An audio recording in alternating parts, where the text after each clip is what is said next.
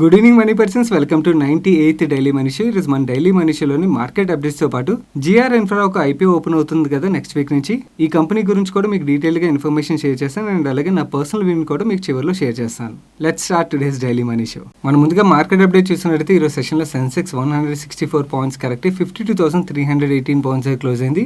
Nifty 41 points correct 15,680 points close అయింది. ఈ రోజు బ్రాడర్ మార్కెట్ ని consumer goods, consumer services, automobile sectors positive గా డ్రైవ్ చేసినట్టయితే power, financial services, IT sectors drag చేశాయి. మన నెక్స్ట్ అప్డేట్ చూసినట్టయితే నిన్న మన డైలీ మనిషిలో ఐఎఫ్ఎల్ ఫైనాన్స్ లోని బ్లాక్ డీల్ జరిగింది. ఈ బ్లాక్ డీల్ లో బయర్స్ ఒక లిస్ట్ మనకి ఈవినింగ్ వస్తుంది. ఈవినింగ్ మీకు మన టెలిగ్రామ్ ఛానల్లో షేర్ చేస్తానని చెప్పాను కదా. మన వీడియో అప్లోడ్ చేసిన తర్వాత 7:45 కి ఈ బ్లాక్ డీల్ లో పార్టిసిపేట్ చేసిన ఇన్వెస్టర్లు ఒక పేర్లు వచ్చాయి. ఈ బ్లాక్ డీల్ లో small cap world fund and abacus emerging opportunities fund participate చేశాయి. అండ్ మార్నింగ్ 6:56 కి మీకు మన టెలిగ్రామ్ ఛానల్ ఆ మెసేజ్ ని ట్యాగ్ చేస్తూ వాచ్ ఐఎఫ్ఎల్ ఫైనాన్స్ టుడే అని చెప్పి మెసేజ్ షేర్ చేశాను. ఈ రోజు సెషన్ లో 10:30 వరకు ఈ స్టాక్ ఆపర్చునిటీ ఇచ్చి దాని తర్వాత అప్పర్ సర్క్యూట్ లో లాక్ అయిపోయింది. అండ్ ఇలాంటి ఇంపార్టెంట్ అప్డేట్స్ మీరు ఫాలో అవడానికి మన టెలిగ్రామ్ ఛానల్ ఫాలో అవట్లేనట్టయితే టెలిగ్రామ్ యాప్ ఓపెన్ చేసి మీరు మనీ పర్సన్ సెర్చ్ చేసినట్టయితే 2,15,000 పైన సబ్స్క్రైబర్స్ మీకు ఒక ఛానల్ కనబడుతుంది. అది మన official money purse Telegram channel.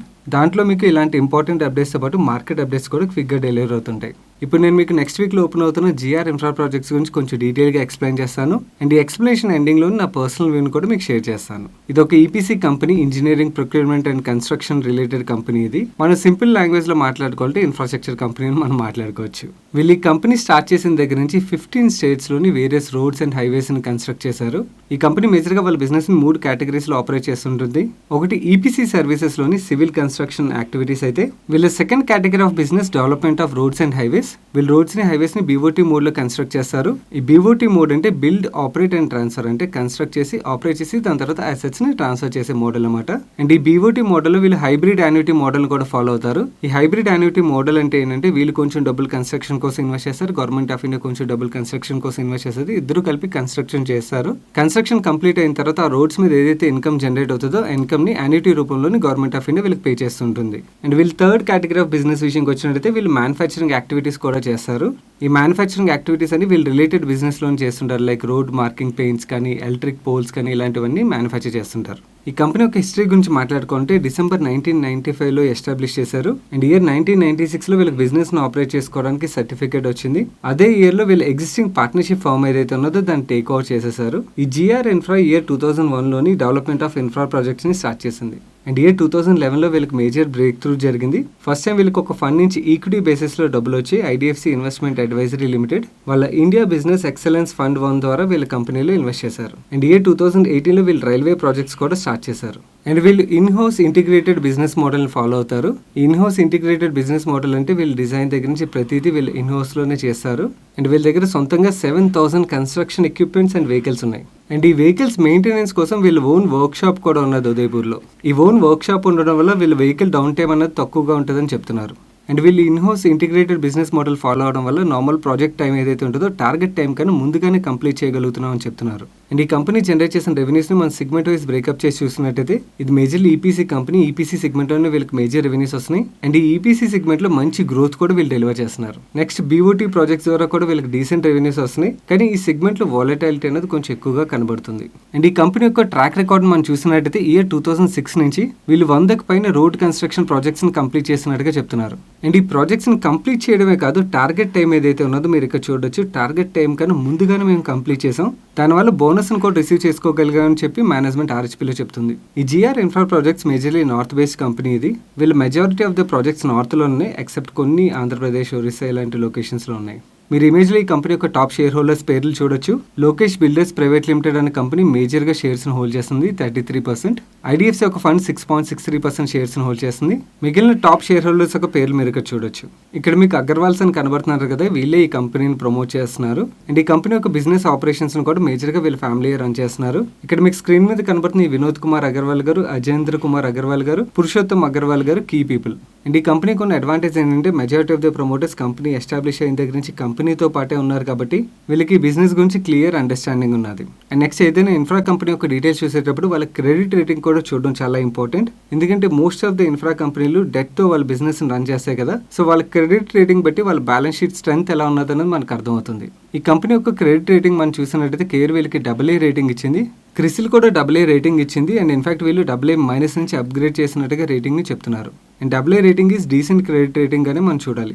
And మీకు బిగినింగ్లో ఈ కంపెనీ హైబ్రిడ్ యాన్యుటీ మోడల్లో కూడా రోడ్స్ని కన్స్ట్రక్ట్ చేస్తుందని చెప్పాను కదా. ఇక్కడ మీకు కనబడుతున్న ఈ 5 హైవేస్ని వీళ్ళు హైబ్రిడ్ యాన్యుటీ మోడల్లోనే కన్స్ట్రక్ట్ చేశారు. ఈ 5 ప్రాజెక్ట్స్ నుంచి వీళ్ళకి యాన్యువల్ బేసిస్లో యాన్యుటీ వస్తుంది. అండ్ ఈ కంపెనీ యొక్క ఆర్డర్ బుక్ మనం చూసినట్టయితే వీళ్ళ దగ్గర 16 EPC projects, 10 HAM projects and 3 other projects ఉన్నట్టుగా చెప్తున్నారు. అండ్ ఈ ఆర్డర్ బుక్ సైజ్ చూసినట్టయితే 19,000 crores గా చెప్తున్నారు. అండ్ ఈ టోటల్ ఆర్డర్ బుక్ లో 87% ఆర్డర్ బుక్ వీళ్ళకి NHAI నుంచి వచ్చింది అండ్ 4.36% ఆర్డర్ బుక్ UPID నుంచి వచ్చింది అండ్ 2.93% ఆర్డర్ బుక్ RVNL నుంచి వచ్చింది. RVNL is a listed entity, rail Vikas Nigam limited. మనం ఇప్పటివరకు ఈ కంపెనీ యొక్క ప్రెజెంట్ స్టేటస్ గురించి మాట్లాడుకున్నాం. ఫ్యూచర్లో ఈ కంపెనీ గ్రో అవడం స్కోప్ విషయంకి వచ్చినట్టయితే వీళ్ళు RHPలో క్రిసిల్ రీసెర్చ్ డేటా షేర్ చేశారు. క్రిసిల్ డేటా ప్రకారం మనం చూసినట్టయితే ఇయర్ 1950-51 టైంలోని ప్యాసింజర్ ట్రాఫిక్ 85% రైల్వే ద్వారా జరుగుతున్నట్టయితే 15% మాత్రమే ప్యాసింజర్ ట్రాన్స్పోర్టేషన్ రోడ్ ద్వారా జరిగేది. బట్ కానీ ఓవర్ ఏ పీరియడ్ ఈ ట్రెండ్ రివర్స్ అయింది. ఇప్పుడు కరెంట్లీ చూసినట్టయితే రోడ్ ద్వారా 86% ట్రాన్స్పోర్టేషన్ జరుగుతున్నట్టయితే 14% ట్రాన్స్పోర్టేషన్ రైల్వే ద్వారా జరుగుతుంది. అండ్ ఈ రోడ్ ట్రాన్స్పోర్టేషన్ ఎంత ఎక్కువగా పెరిగినట్టయితే అంత రోడ్ కన్స్ట్రక్షన్ యాక్టివిటీ అయితే నడుస్తుంది. అందుకని central government and state governments వాళ్ళ హైవేస్ ని డెవలప్ చేస్తున్నాయి రెగ్యులర్ గా అని చెప్తున్నారు. ఇక్కడ మీరు చూసినట్టయితే ఫైనాన్షియల్ 2021లోని 2.1 times టెండరింగ్ సైజ్ పెరిగిందని చెప్తున్నారు. అండ్ ఈవెన్ రైల్వేస్ కూడా వాళ్ళ కన్స్ట్రక్షన్ లైన్స్ ని ఇంక్రీజ్ చేస్తున్నారు కదా, దీంతో రైల్వే స్పెండింగ్ కూడా బాగానే పెరుగుతుందని చెప్తున్నారు. ఇవన్నీ ఈ సెక్టర్ గ్రో అవడానికి అయితే ట్రిగర్స్ గా క్రిసిల్ చెప్తుంది.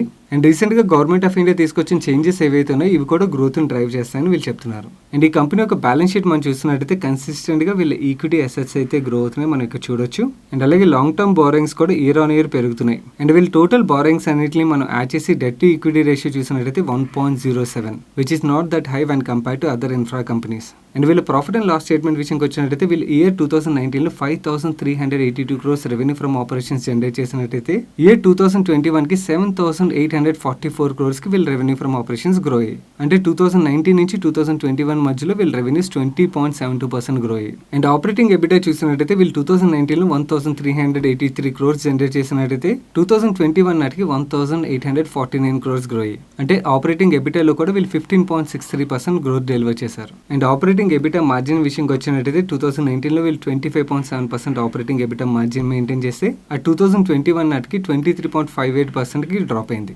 వీళ్ళ ఆపరేటింగ్ మార్జిన్స్ లో కన్సిస్టెంట్ గా మనకి డ్రాప్ అన్నది కనబడుతుంది. అండ్ ప్యాట్ చూసినట్టయితే 2019లో వీళ్ళు 715 crores profit after tax number generate చేసినట్టయితే 2021 ఫైనాన్షియల్ 953 crores ప్యాట్ జనరేట్ చేశారు. అంటే ప్యాట్ లో కూడా మనకి 15.48% గ్రోత్ కనబడుతుంది. ఆపరేటింగ్ మార్జిన్స్ లో ఎలాగైతే మనకి డ్రాప్ కనబడిందో సిమిలర్లీ ప్యాట్ మార్జిన్స్ లో కూడా మనకి డ్రాప్ కనబడుతుంది. అండ్ ఈ కంపెనీ కన్సిస్టెంట్ గా ప్రాఫిట్ జనరేట్ చేస్తుంది కదా, బట్ కానీ వీళ్ళ క్యాష్ ఫ్లోస్ చూసినట్టయితే ఆ ప్రాఫిట్ ని వీళ్ళు క్యాష్ కింద కన్వర్ట్ చేయలేకపోతున్నారు. వీళ్ళు కన్సిస్టెంట్ గా లాస్ట్ 3 years నుంచి negative cash flow from operations ని జనరేట్ చేస్తున్నారు. నేను ఇక్కడ ఫ్రీ క్యాష్ ఫ్లోస్ గురించి మాట్లాడలేదు, just cash flow from operations నే మాట్లాడుతున్నాను. ఈవెన్ ఆ క్యాష్ ఫ్లో ఫ్రమ్ ఆపరేషన్స్ కూడా కన్సిస్టెంట్ గా లాస్ట్ 3 years నుంచి నెగిటివ్ లో ఉన్నాయి. మనం ఇప్పుడు ఈ GR ఇన్ఫ్రా ప్రాజెక్ట్స్ ని పియర్ గ్రూప్ కంపెనీస్ తో కంపేర్ చేసి చూద్దాం. లాస్ట్ 5 years రెవెన్యూ గ్రోత్ చూసినట్టయితే మిగిలిన పియర్ గ్రూప్ కంపెనీస్ కన్నా వీళ్ళే ఎక్కువగా రెవెన్యూలో గ్రోత్ డెలివర్ చేశారు. అండ్ దిలీప్ బిల్డ్కాన్ తర్వాత వీళ్ళే హైయెస్ట్ ఆపరేటింగ్ ఎబిటా జనరేట్ చేస్తున్నారు. అండ్ పియర్ గ్రూప్ కంపెనీస్ తో కంపేర్ చేసి highest Pat and highest Pat growth ను వీళ్ళే జనరేట్ చేస్తున్నారు. ప్యాట్ మార్జిన్స్ విషయంకి వచ్చినట్టయితే KNR కన్స్ట్రక్షన్ తర్వాత హైయెస్ట్ ప్యాట్ మార్జిన్ వీళ్ళే మెయింటైన్ చేస్తున్నారు. అండ్ లాస్ట్ 5 years లో వీళ్ళు జనరేట్ చేసిన ఎబిటాని పియర్ గ్రూప్ కంపెనీస్ తో కంపేర్ చేస్తే వీళ్ళే హైయెస్ట్ ఎబిటా గ్రోత్ ని డెలివర్ చేస్తున్నారు. వీళ్ళ తర్వాత next highest PNC infra generate చేస్తుంది. వాళ్ళకన్నా వీళ్ళు చాలా ఎక్కువగా ఎబిటాలో గ్రోత్ డెలివర్ చేస్తున్నారు. అండ్ మనం వీళ్ళు జనరేట్ చేసిన మార్జిన్స్ ని పియర్ గ్రూప్ కంపెనీస్ తో కంపేర్ చేసి చూసినట్టయితే KNR కన్స్ట్రక్షన్ తర్వాత హైయెస్ట్ ఎబిటా మార్జిన్ వీళ్ళే జనరేట్ చేస్తున్నారు. అండ్ ప్యాట్ మార్జిన్ విషయంకి వచ్చినట్టయితే పియర్ గ్రూప్ కంపెనీస్ తో కంపేర్ చేస్తే వీళ్ళు హైయెస్ట్ ప్యాట్ మార్జిన్ జనరేట్ చేస్తున్నారు. అండ్ రిటర్న్ రేషియోస్ చూసినట్టయితే వీళ్ళు 32.2% ROCE జనరేట్ చేస్తున్నారు, which is again highest when compared with peer group companies. And మనం safety ratios like interest coverage ratio కానీ కరెంట్ రేషియోస్ కానీ చూసినట్టయితే ఇంట్రెస్ట్ కవరేజ్ రేషియో కూడా వీళ్ళదే హైయెస్ట్ ఉంది, which is really good. Debtor days కూడా వీళ్ళదే లోయెస్ట్ ఉన్నది. అండ్ ఇన్వెంటరీ డేస్ కూడా PNC ఇన్ఫ్రా తర్వాత వీళ్ళదే లీస్ట్ ఉన్నది. అండ్ ROE విషయంకి వచ్చినట్టయితే వీళ్ళు 27.8% ROE జనరేట్ చేస్తున్నారు. పియర్ గ్రూప్ కంపెనీస్ తో కంపేర్ చేసి ఇదే హైయెస్ట్ ROE. మీరు ఇక్కడ మిగిలిన రేషియోస్ కూడా పాజ్ చేసుకుని కానీ లేదా స్క్రీన్ షాట్ తీసుకుని కానీ కంపేర్ చేసుకుని చూడొచ్చు. అండ్ మనం GR ఇన్ఫ్రా ప్రాజెక్ట్స్ దగ్గర ఉన్న ఆర్డర్ బుక్ ని పియర్ గ్రూప్ కంపెనీస్ తో కంపేర్ చేసి చూస్తే వీళ్ళకన్నా highest order book Dilip Buildcon దగ్గర ఉన్నది. దిలీప్ బిల్డ్కాన్ తర్వాత వీళ్ళ దగ్గర హైయెస్ట్ ఆర్డర్ బుక్ ఉన్నది. మనం ఇప్పుడు IPO డీటెయిల్స్ చూద్దాం. ఇది book building type IPO. Issue size 963 crores. Entire issue offer for sale, అంటే కంపెనీకి ఫ్రెష్గా క్యాపిటల్ ఏం వెళ్ళట్లేదు, ప్రమోటర్సే వాళ్ళ దగ్గర ఉన్న షేర్స్ని సేల్ చేస్తున్నారు. ఈచ్ షేర్ ఒక face value ₹5 per share. And వీళ్ళు కోట్ చేస్తున్న ప్రైస్ బ్యాండ్ ₹828 నుంచి ₹837. అండ్ మనం ఈ ఐపీఓలో పార్టిసిపేట్ చేయాలంటే మినిమం 17 షేర్స్ అప్లై చేయాలి. అక్కడ నుంచి 17 మల్టిపుల్స్లో అప్లై చేయాల్సి ఉంటుంది. ఒక లాట్ అప్లై చేయాలంటే మినిమం ₹14,229 అప్లై చేయాల్సి ఉంటుంది. మాక్సిమం మనం 13 లాట్స్ వరకు అప్లై చేయొచ్చు, అంటే ₹1,99,206 వరకు అప్లై చేయొచ్చు. అండ్ ఈ stock both exchanges BSE, NSE రెండింటిలో లిస్ట్ అవుతుంది.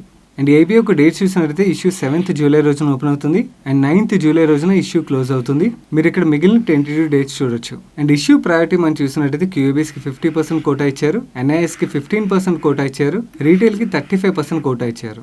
ఇప్పటివరకు నేను ఈ కంపెనీ గురించి అండ్ ఈ కంపెనీకి ఉన్న అడ్వాంటేజెస్ గురించి మీకు ఎక్స్ప్లెయిన్ చేశాను కదా. ఇప్పుడు నేను మీకు ఈ కంపెనీ యొక్క నెగిటివ్స్ని ఎక్స్ప్లెయిన్ చేస్తాను.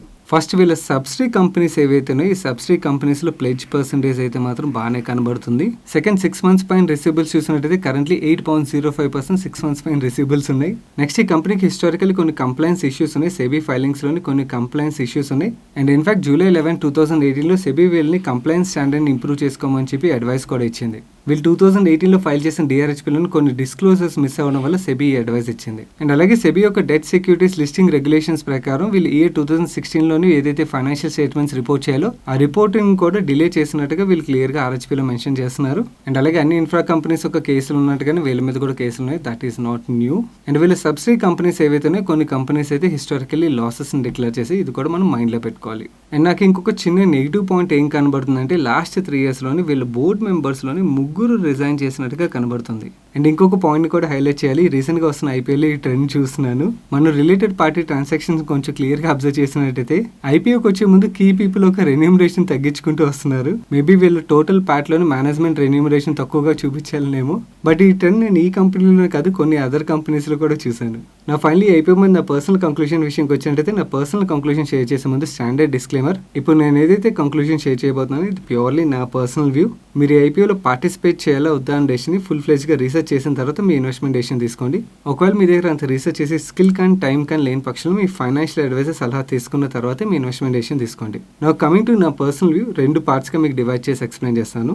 ఒకటి షార్ట్ టర్మ్ వ్యూ. వీళ్ళు ఐపీఓని అట్రాక్టివ్ వాల్యుయేషన్స్గా తీసుకొస్తున్నారు అండ్ వీళ్ళ గ్రోత్ రేట్స్ అవి కూడా బాగానే ఉన్నాయి కాబట్టి డిమాండ్ బాగానే ఉంటుంది అండ్ లిస్టింగ్ గెయిన్స్ రావచ్చు అని చెప్పి అనుకున్నాను. బట్ షార్ట్ టర్మ్ వ్యూ విషయంకి వచ్చినట్టయితే it is too early to take short term view. ఎందుకంటే ఐపీఓ 7th ఓపెన్ అవుతుంది కదా. ఓపెన్ అయిన తర్వాత సబ్స్క్రిప్షన్ స్టేటస్ ఎలా ఉన్నది ఇవన్నీ చూసిన తర్వాత డెసిషన్ తీసుకోవడం వుడ్ బి బెటర్. సో కంగారు పడి ఇప్పుడు డెసిషన్ తీసుకునే బదులు నేను క్లోజింగ్ డే రోజు మార్నింగ్ డెసిషన్ తీసుకుందాం అనుకున్నాను షార్ట్ టర్మ్ వ్యూ విషయంకి వచ్చినట్టయితే. అండ్ నేను ఒకవేళ షార్ట్ టర్మ్కి అప్లై చేస్తున్నట్టయితే మీకు ఐపీఓ క్లోజ్ అవ్వకముందే ఆ రోజు మార్నింగ్ మీకు టెలిగ్రామ్ ఛానల్ వాయిస్ మెసేజ్ ద్వారా షేర్ చేస్తాను. మీరు ఒకవేళ మన టెలిగ్రామ్ ఛానల్లో లేనట్టయితే టెలిగ్రామ్ యాప్ ఓపెన్ చేసి మనీ పర్సన్ సర్చ్ చేసినట్టయితే 2,15,000 పైన సబ్స్క్రైబర్స్ మీకు ఒక ఛానల్ కనబడుతుంది. అది మన official money purse Telegram channel. మీరు ఆ ఛానల్లో జాయిన్ అయినట్టయితే లాస్ట్ రోజు ఈ వ్యూతో పాటు మార్కెట్ అప్డేట్స్ని కూడా క్విక్గా ఫాలో అవ్వచ్చు. అండ్ కమింగ్ టు నా లాంగ్ టర్మ్ వ్యూ, నేను పర్సనల్లీ ఇన్ఫ్రా కంపెనీని నా పోర్ట్ఫోలియోలో యాడ్ చేసుకోవడానికి అంతగా ఇష్టపడిన అంటిల్ నా సిటిజన్ ఎక్స్ట్రాడినరీ కంపెనీ అయితే తప్పించి నాకు అంత ఎక్స్ట్రాడినరీగా అయితే ఏమీ అనిపించలేదు. సో అందు గురించి అని చెప్పి లాంగ్ టర్మ్కి అయితే నేను అవాయిడ్ చేద్దాం అనుకున్నాను క్లియర్గా. మన నెక్స్ట్ అప్డేట్ చూసినట్టయితే ఈరోజు సెషన్లో ఇన్ఫోసిస్ స్టాక్ 7.87% పెరిగింది కదా. దీనికి రీజన్ మనం చూసినట్టయితే ఇన్ఫోసిస్ ఇన్వెస్ట్ చేసిన పాలసీ బజార్ ఈ మంత్లోని DRHP ఫైల్ చేయబోతున్నట్టుగా చెప్తున్నారు. And Policy Bazaar $4 to $5 billion వాల్యుయేషన్స్ని ఎక్స్పెక్ట్ చేస్తున్నట్టుగా చెప్తున్నారు. అండ్ ఈ DRHP ఫైలింగ్ అప్రూవల్ కోసం బోర్డ్ కమింగ్ వీక్స్ లో మీట్ ఉన్నదని చెప్తున్నారు. అండ్ ఈ పాలసీ బజార్ ఒక ఐపీఓని November to December పీరియడ్ లో తీసుకురావచ్చని వీళ్ళు చెప్తున్నారు. అండ్ ఈ పాలసీ బజార్ ఐపీఓకి వచ్చినట్టయితే ఇన్ఫోసిస్ యొక్క ఇన్వెస్ట్మెంట్ కి వాల్యూ అన్లాకింగ్ జరుగుతుంది కాబట్టి ఈరోజు సెషన్ లో ఇన్ఫోసిస్ స్టాక్ అంతలా పెరిగింది. అండ్ ఈ policy Bazar IPO approval SEBI నుంచి మాత్రమే కాదు IRDAI నుంచి కూడా రావాల్సి ఉంది. మన నెక్స్ట్ అప్డేట్ చూసినట్టయితే June month auto sales data వచ్చింది. మోస్ట్ ఆఫ్ ద కంపెనీస్ చాలా మంచి నెంబర్స్ ని రిపోర్ట్ చేశాయి. దీనికి major reason most of the locations లోని మే మంత్ లో లాక్డౌన్ ఉన్నది కదా. ఈ లాక్డౌన్ వల్ల ఏదైతే డిమాండ్ ఆగిపోయిందో ఆ పెంటప్ డిమాండ్ ఈ మంత్ సేల్స్ లో క్లియర్ గా కనబడ్డాయి. మోస్ట్ ఆఫ్ ద కంపెనీస్ యొక్క సేల్స్ నెంబర్స్ చాలా బాగా వచ్చాయి. మన నెక్స్ట్ అప్డేట్ చూసినట్టయితే జైడస్ క్యాడిలా డెవలప్ చేసిన COVID-19 వ్యాక్సిన్ ఏదైతే ఉన్నదో ఆ వ్యాక్సిన్ ఒక ఎమర్జెన్సీ అప్రూవల్ కోసం వీళ్ళు DGCA అని అప్రోచ్ అయ్యారు. అండ్ వీళ్ళు 28,000 వాలంటీర్స్ మీద phase 3 క్లినికల్ ట్రయల్స్ ఏవైతే చేశారో ఆ ట్రయల్స్ డేటాను కూడా సబ్మిట్ చేశారు. అండ్ ఈ అప్డేట్లో మనం అబ్జర్వ్ చేయాల్సిన ఇంకొక ఇంపార్టెంట్ పాయింట్ ఏంటంటే ఈ vaccine 12 to 18 years old children ఎవరైతే ఉంటారో ఆ చిల్డ్రన్ కూడా సేఫ్ అని వీళ్ళు చెప్తున్నారు. అండ్ జైడస్ క్యాడిలా డెవలప్ చేసిన వ్యాక్సిన్కి అప్రూవల్ వచ్చినట్టయితే వీళ్ళు yearly 10 to 12 crore doses manufacture చేయగలని చెప్తున్నారు. వీళ్ళు అప్రూవల్ కోసం అయితే చాలా ఫైట్ చేస్తున్నారు. ఒకవేళ వీళ్ళకి అప్రూవల్ వచ్చినట్టయితే మాత్రం డెఫినెట్లీ ఈ స్టాక్ అది మనం పాజిటివ్గా అర్థం చేసుకోవచ్చు. మన నెక్స్ట్ అప్డేట్ చూసినట్టయితే స్విట్జర్లాండ్ బేస్డ్ క్లారియన్ తోని మన ఇండియన్ కంపెనీని Indian glycols joint venture announce చేసింది. ఈ జేవీ ద్వారా వీళ్ళు రెన్యూబుల్ ఈథైల్ ఆక్సైడ్ డెరివేటివ్స్ ని మ్యానుఫ్యాక్చర్ చేయబోతున్నట్టుగా చెప్తున్నారు. అండ్ ఈ జాయింట్ వెంచర్ ని వీళ్ళు Clariant IGL speciality chemicals private limited గా ఆపరేట్ చేయబోతున్నారు. ఈ కంపెనీ మేజర్ గా రెన్యూబుల్ ఈథైల్ ఆక్సైడ్ డెరివేటివ్స్ ని మ్యానుఫ్యాక్చర్ చేయబోతుంది. ఈ రెన్యూబుల్ ఈథైలిన్ ఆక్సైడ్ ని personal care products, sanitisation, health care and house hold cleaning products లో యూస్ చేస్తారు. అండ్ ఈ జాయింట్ వెంచర్ లోని క్లారియన్ కి 51% స్టేక్ అండ్ ఇండియన్ గ్లైకోల్స్ కి 49% స్టేక్ ఉండబోతున్నట్టుగా వీళ్ళు చెప్తున్నారు. ఈ అప్డేట్ ఎర్లీ మార్నింగ్ వచ్చింది, బట్ కానీ 1 o'clock తర్వాత ఈ స్టాక్ లో చాలా మంచి మూమెంటం కనబడి ఈరోజు సెషన్ లో 15.78% పెరిగింది. మన నెక్స్ట్ అప్డేట్ చూసినట్టయితే వడాఫోన్ ఐడియా వాళ్ళ Q4 నెంబర్స్ రిలీజ్ చేసింది. ఆ నెంబర్స్ ఎలా ఉన్నాయి మనం ఇప్పుడు చూద్దాం. వీళ్ళ గ్రాస్ రెవెన్యూస్ లో లాస్ట్ ఇయర్ Q4 తో కంపేర్ చేస్తే మనకి డ్రాప్ కనబడుతుంది. అండ్ ఈవెన్ లాస్ట్ క్వార్టర్ తో కంపేర్ చేసినా కూడా మనకి డ్రాప్ కనబడుతుంది. బట్ ఎబిటాలో మాత్రం లాస్ట్ ఇయర్ Q4 తో కంపేర్ చేస్తే గ్రోత్ డెలివర్ చేశారు. అండ్ ఈవెన్ లాస్ట్ క్వార్టర్ తో కంపేర్ చేసిన గ్రోత్ డెలివర్ చేశారు. అండ్ ఈవెన్ ఎబిటా మార్జిన్స్ లో కూడా మనకి ఇంప్రూవ్మెంట్ కనబడుతుంది. కానీ వీళ్ళు ప్యాట్ విషయంకి వచ్చినట్టయితే 7,000 crores లాస్ డిక్లేర్ చేశారు. లాస్ట్ ఇయర్ Q4 తో కంపేర్ చేస్తే వీళ్ళు లాసెస్ తగ్గాయి, కానీ లాస్ట్ క్వార్టర్ తో కంపేర్ చేస్తే మాత్రం వీళ్ళు లాసెస్ పెరిగాయి. అండ్ కన్సిస్టెంట్లీ హ్యూజ్ లాస్ ఏదైతే వీళ్ళు డిక్లేర్ చేస్తున్నారో ఇది ఈక్విటీ షేర్ హోల్డర్స్ కి అయితే డెఫినెట్లీ అలార్మింగ్ సైన్. అండ్ వీళ్ళ సబ్స్క్రైబర్ బేస్ విషయంకి వచ్చినట్టయితే లాస్ట్ ఇయర్ Q4 తో కంపేర్ చేస్తే మనకి డ్రాప్ కనబడుతుంది. అండ్ ఈవెన్ లాస్ట్ క్వార్టర్ తో కంపేర్ చేసినా కూడా మనకి డ్రాప్ కనబడుతుంది. అండ్ టెలికామ్ కంపెనీస్ ఒక రిజల్ట్స్ చూసేటప్పుడు మనం చూడాల్సిన ఇంకొక క్రిటికల్ పారామీటర్ వీళ్ళ ఆర్పు. లాస్ట్ ఇయర్ Q4 లో వీళ్ళు జనరేట్ చేసిన ఆర్పు 121 అయితే ఈ Q4 లో అది 107 రూపీస్ పడిపోయింది. ఈవెన్ లాస్ట్ క్వార్టర్ తో కంపేర్ చేసినా కూడా వీళ్ళ ఆర్పులో మనకి డ్రాప్ కనబడుతుంది. This is again not a healthy sign. కాకపోతే వీళ్ళు 4G సబ్స్క్రైబర్ బేస్లో మాత్రం కొంచెం ఇంప్రూవ్మెంట్ కనబడుతుంది. అండ్ వీళ్ళు బ్రాడ్బ్యాండ్ సబ్స్క్రైబర్స్ ఒక యావరేజ్ డేటా యూసేజ్లో కూడా ఇంప్రూవ్మెంట్ కనబడుతుంది లాస్ట్ ఇయర్ Q4తోని లాస్ట్ క్వార్టర్తో కంపేర్ చేసినా కూడా. అండ్ వీళ్ళు బ్యాలెన్స్ షీట్ గురించి మాట్లాడుకుంటే వీళ్ళు ఈక్విటీని ఏదైతే రేస్ చేస్తున్నారో ఆ ఈక్విటీ బిజినెస్ను ఆపరేట్ చేయడానికి అయిపోతుంది. అండ్ లాంగ్ టర్మ్ బారోయింగ్స్ కూడా పెరిగాయి. అండ్ అలాగే SBI led lenders Vodafone Idea ఒక AGR ఇష్యూ మీకు ఐడియా ఉన్నది కదా, దాని రిలేటెడ్గా ఫైనాన్స్ మినిస్ట్రీకి ఒక లెటర్ రాశారు. వీళ్ళు ఏం రిక్వెస్ట్ చేస్తున్నారంటే ఈ AGR రిలేటెడ్ కాంపిటీషన్ ఏదైతే ఉంటుందో దాన్ని తొందరగా అడ్రస్ చేయమని చెప్తున్నారు. అండ్ అలాగే SBI లెడ్ బ్యాంక్స్ ఏం చెప్తున్నాయంటే టెలికామ్ సెక్టర్కి ఫ్యూచర్లో లెండింగ్ చేయాలంటే డిఫికల్ట్గా కనబడుతుంది. అండ్ ఇన్వెస్టర్స్ కూడా అన్సర్టనిటీ వల్ల ఫండింగ్ చేయడానికి దూరంగా ఉన్నారు. అండ్ ఎవరైతే ఇన్వెస్టర్స్ ఉన్నారో వాళ్ళు గవర్నమెంట్ సపోర్ట్ అండ్ ప్రమోటర్స్ దగ్గర నుంచి ఈక్విటీ ఇన్ఫ్యూజన్ని ఎక్స్పెక్ట్ చేస్తున్నారని వీళ్ళు ఆ లెటర్లో రాశారు. దీన్ని బట్టి మనకి ఏం అర్థమవుతుందంటే ఫ్యూచర్లో వడాఫోన్ ఐడియా ఫండ్ రైజ్ చేయడం చాలా కష్టంగా కనబడుతుంది. సో ఎవరైతే ఈ స్టాక్లో ఇన్వెస్టర్లు ఉంటారో కొంచెం జాగ్రత్త పడడం better. And Vodafone Idea 7,000 crore loss declare చేసేసరికి ఈరోజు సెషన్లో స్టాక్ 8.54% కరెక్ట్ అయింది. మన నెక్స్ట్ అప్డేట్ చూసినట్టయితే మన ఢిల్లీ మంచిలో కవర్ చేసిన తర్వాత కూడా ఇంకేమైనా ఇంపార్టెంట్ అప్డేట్స్ ఉన్నట్టయితే మళ్ళీ రికార్డ్ చేసి మీకు మన ఇన్స్టాగ్రామ్లో ఆ రిజల్ట్స్ కానీ న్యూస్ అప్డేట్స్ కానీ షేర్ చేస్తున్నాను. ఇందులో ఈ హైటెక్ గేర్స్ రిజల్ట్స్ ఏవైతే ఉన్నాయో నేను మన టెలిగ్రామ్ ఛానల్లో పోస్ట్ చేసి 12 o'clockకి ఈ రిజల్ట్స్ బాగున్నాయని చెప్పాను. అండ్ ఈరోజు ఇన్స్టా వీడియోలో కూడా క్లియర్గా వీళ్ళ రిజల్ట్స్లో ఏ డీటెయిల్స్ బాగున్నాయని చెప్పి మీకు ఎక్స్ప్లెయిన్ చేశాను. వీళ్ళ రిజల్ట్స్ బాగుండడంతో నిన్న సెషన్లోని స్టాక్ పాజిటివ్గా రియాక్ట్ అయింది. ఈ రోజు సెషన్లో కూడా పాజిటివ్గా రియాక్ట్ అయ్యి 12.42% పెరిగింది. అండ్ ఎవరైతే మార్కెట్లో కొత్తగా వచ్చారో తెలియని వాళ్ళ గురించి చెప్తున్నాను, రిజల్ట్స్ వల్ల స్టాక్స్ మూవ్ అవుతాయి. మన నెక్స్ట్ అప్డేట్ చూసినట్టయితే 12/6కి యాపిల్ నుంచి ఒక అప్డేట్ వచ్చింది. ఈ అప్డేట్లో ఏమన్నదంటే మనం ప్రీవియస్గా డైలీ మనుషులు మాట్లాడుకున్నాం. వీళ్ళు జాంప్ అని ఐర్లాండ్ బేస్డ్ కంపెనీని ఎక్వైర్ చేయబోతున్నారు అనుకున్నాం కదా, ఆ కంపెనీ యొక్క ఎక్విజిషన్ కంప్లీట్ అయిపోయినట్టుగా వీళ్ళు చెప్తున్నారు. అండ్ అలాగే talent unlimited online services private limited కంపెనీలో ఇన్వెస్ట్ చేసినట్టుగా చెప్తున్నారు. That's it for today's daily money show guys. ఈరోజు డైలీ మనీ షోలో షేర్ చేసిన అప్డేట్స్ మీకు హెల్ప్ఫుల్ ఇప్పటివరకు వీడియోని లైక్ చేయనట్టయితే వీడియోని తప్పకుండా లైక్ చేయండి. అండ్ ఈ video me friends and family మెంబర్స్కి హెల్ప్ఫుల్ అవుతుందంటే వాళ్ళు తప్పకుండా షేర్ చేయండి. అండ్ మీరు ఇదే ఫస్ట్ టైం మన మనీ పర్స్ ఛానల్కి వచ్చినట్టయితే ఛానల్ సబ్స్క్రైబ్ చేసి పక్కన బెల్ ఐకాన్లోని ఆల్ నోటిఫికేషన్స్ యాక్టివేట్ చేసుకోండి. నేను సాయి కృష్ణ పత్రి, రేపు డైలీ మనీ షోలో కలుస్తాను. Till then good night.